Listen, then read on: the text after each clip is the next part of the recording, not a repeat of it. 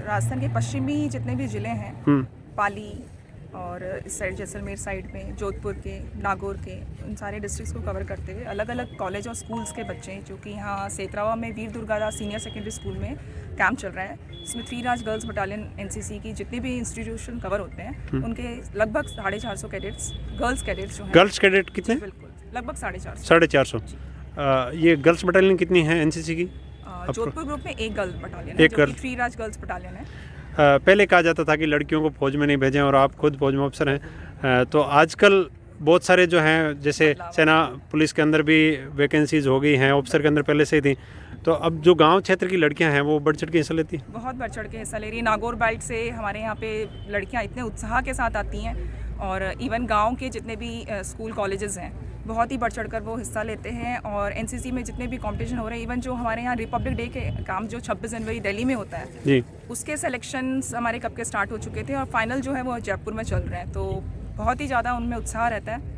अपना पढ़ाई के साथ साथ वो एनसीसी की इन सारी एक्टिविटीज़, फायरिंग हो गया, मैप रीडिंग हो गया, ये सारी एक्टिविटीज़ कर रहे हैं। और ये पिछले 4-5 दिनों से यहाँ पे हमारा कैंप लगा हुआ है, 16 तारीख से 16 दिसंबर से, तो उसमें ये सारी एक्टिविटीज़ भी हम कवर करवा रहे हैं, जिसमें फायरिंग भी कर रहे हैं ये बच्चे हमारे। अभी इनका कौन सा सोपान चल रहा है? सर अलग अलग हैं। सेकेंड ईयर और थर्ड ईयर कॉलेज के बच्चे जो हैं एनसीसी उनका कैंप चल रहा है, और स्कूल के 9th क्लास के जो बच्चे हैं जिनका एनसीसी का सेकेंड ईयर का टेन्योर है वो ये कैंप कर रहे हैं। एक मैं थोड़ा सा इससे हटके क्वेश्चन पूछना चाहता हूँ, जो एनसीसी कैडेट होते हैं उनको आर्मी या मेरा पैरामिलिट्री के अंदर जब भी जाते हैं तो क्या क्या मतलब छूट मिलती है, जो रियायतें? जैसे आर्मी में है कि एनसीसी कैडेट्स जो सी सर्टिफिकेट होल्डर होता है उसको डायरेक्ट एंट्री का बेनिफिट मिलता है, उसको रिटर्न क्लियर नहीं करना पड़ता, उसका डायरेक्ट इंटरव्यू होता है एसएसबी के थ्रू, जो 5 डेज़ का सिलेक्शन प्रोसीजर होता है। सेम वैसे ही अदर जो भी हैं पैरामिलिट्री, और इनमें भी ये वाली फैसिलिटी दी है, इसका 5% इनको मिलता है। इवन अब अग्निवीर में भी इसका बेनिफिट दिया गया है कि उनको एक प्रॉपर जो बोनस मार्क्स हैं वो मिल रहे हैं। अभी अब कितने कैडेट लेकर आए हैं यहाँ पर? सर यहाँ पे 15 कैडेट्स लेके आए हैं। 15 कैडेट। मैं कैडेट से बात करना चाहूँगा इनके। ये नमस्ते जी, आपका क्या नाम है? कैडेट आशिका महात्मा। कहाँ से रहने वाले हो? फ्रॉम बीकानेर। बीकानेर। आप मतलब कौन सा ये ईयर चल रहा है आपका? मेरा फाइनल ईयर। फाइनल ईयर चल रहा है। अभी तक आपने क्या क्या जो आपके इसके अंदर ट्रेनिंग के अंदर सीखा है? हमने बहुत कुछ सीखा है एनसीसी में, और यूनिटी और डिसिप्लिन सीखा है सबसे ज़्यादा, जो हमारा एनसीसी का मोटो है। क्या है एनसीसी का मोटो? Unity and discipline. अच्छा, कहाँ आपने अभी तक कैंप किए? कैंप ये एक तो बीकानेर में था, सीईटी से कैंप था, ये हमारा सेकंड कैंप है। Second camp. इसके बाद में सी सर्टिफिकेट। आज जिस हिसाब से 1971 के अंदर युद्ध के जो वीर थे भैरव सिंह जी शेखावत, उनके अंतिम दर्शन करने का भी आप लोगों को मौका मिला है। इस प्रकार के वीरों को दर्शन करके आप लोगों को कैसा महसूस होता है? बहुत प्राउड फील हो रहा है।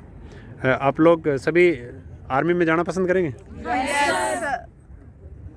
अभी जैसे आर्मी के अंदर जैसे सेना पुलिस है, जो सेना को कंट्रोल करती है, सेना के बहुत सारे काम को जो पुलिस है वो देखती है, तो उसके अंदर लड़कियों को जो डायरेक्ट एंट्री दी है, क्या आर्मी के अंदर एज ए फाइटर सोल्जर की तरह भी आप लोगों को एंट्री दी जाए? आप सरकार से क्या मांग करनी चाहेंगे? हाँ, हमें मिलनी चाहिए।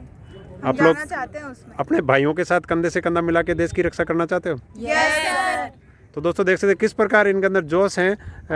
जो मैम लेके आए हैं, मैम का नाम है सुमन जी राठौड़, और साहब आए हैं नायब सूबेदार साहब ग्रेनेडियर से भंवर सिंह जी साहब जिस हिसाब से मैम लेके आते हैं, तो इनके साथ महिला ऑफिसर जब कैंप में आते हैं तो अमूमन आते हैं या? जी बिल्कुल आते हैं। जैसे हर इंस्टीट्यूशन से उनको हम एनो बोलते हैं, एसोसिएट एनसीसी ऑफिसर, जो कि उसी कॉलेज में किसी टीचिंग सब्जेक्ट्स को ले रहे होते हैं, और फिर उनको हम एक 3 महीने की ट्रेनिंग कराते हैं ऑफिसर्स ट्रेनिंग अकेडमी ग्वालियर में। उसके बाद में उनको पार्ट टाइम एक रैंक मिलती है, लेफ्टिनेंट से आर्मी वाली रैंक से उनका स्टार्ट होता है, उनको यूनिफॉर्म मिलती है, और फिर वो एक प्रॉपर एसोसिएट एनसीसी ऑफिसर कहलाते हैं, एनो।